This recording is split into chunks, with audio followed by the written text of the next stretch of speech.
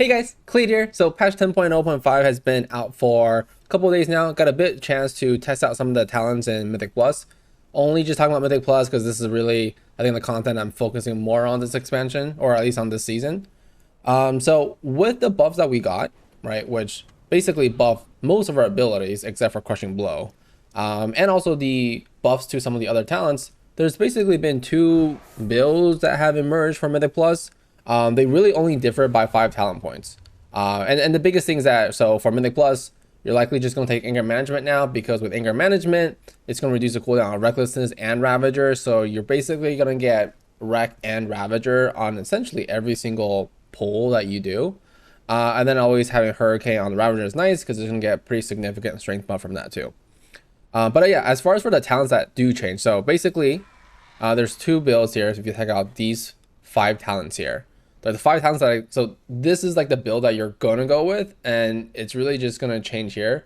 The 2 Fury points, you're either gonna go for Odin's Fury and Titanic Rage, and when you do that, you're gonna combine it with Thunder's Roar and Thunder's Words, because Thunder's Words buffs both the damage of Thunder's Roar and it buffs the damage of Odin's Fury.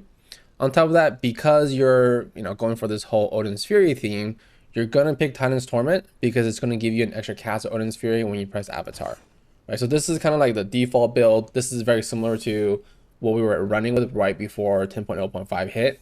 Benefit of this build is the massive AoEs. So this is gonna be, I'll show you guys a clip from Academy later, right? So the big Academy pulls, your double pulls, your triple pulls, where there's more than like 8 mobs, more than 10 mobs. That's really where the value of this is gonna come in through, right? Because you're going to be able to hit Thunder's Roar on all those enemies.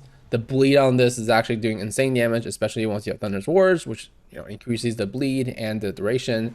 And then of course your Odin's Fury is going to be hitting all the enemies too. So I would say this for dungeons where there's a lot of enemies. And then the other build that comes through is that, yeah, so once you take off Odin's Fury, take off Thunder's Roar, you're going to then go Onslaught, right? The newly buffed talent.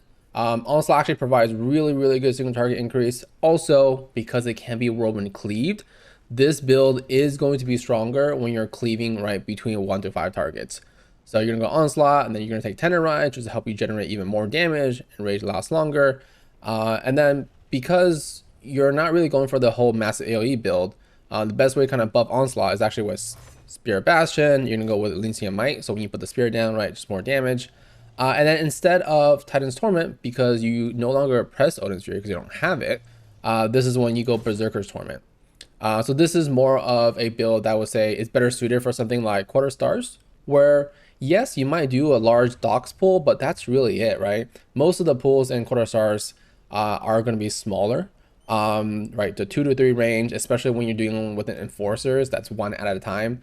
The little mini bosses before the second boss, right? All 3 of those ads are generally taken solo or maybe with 2 other ads. So it kind of depends. So, and then other dungeons where it's either difficult or you don't need to do massive pulls, this is where Onslaught just keeps shining. So I would say those are 2 builds that you want to look out for.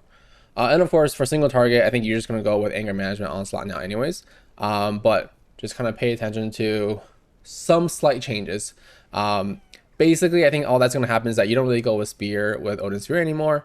And then just making sure that you're really fully taking advantage of Anger Management. You really want to keep up that uptime. And of course, because you're playing Anger Management, you generally want to make sure you're spending a rage, right? Don't cap out a rage really that much. You want to make sure that, one, you don't waste the rage, right? You don't need to hit Rampage right as it's available if you're enraged.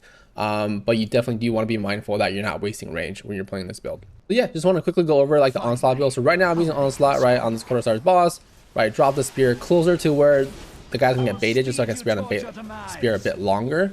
And you guys can see just like the burst damage that you're able to do for this. One, the other thing I should also mention is that the Onslaught build definitely gains way more value on Tyrannical weeks versus Fortified.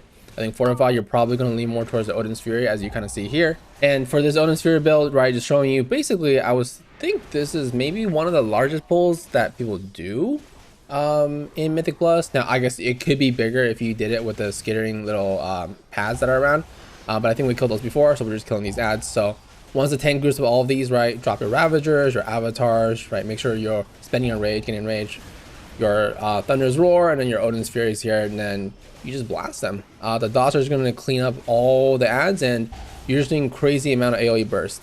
I think as far as for Fury, this is basically how you're going to get the biggest amount of damage, right? Is that you want the big pulls, you want it to be lining up with your Thunder's Roar and Odin's Fury. And yeah, that's it. Hopefully this helps you guys a little bit, right? Some slight changes to the Mythic Plus builds, but you know, depending on what your needs are, there's kind of 2 builds available. And as always, thanks for checking out the video, guys. Feel free to subscribe to see more. See ya.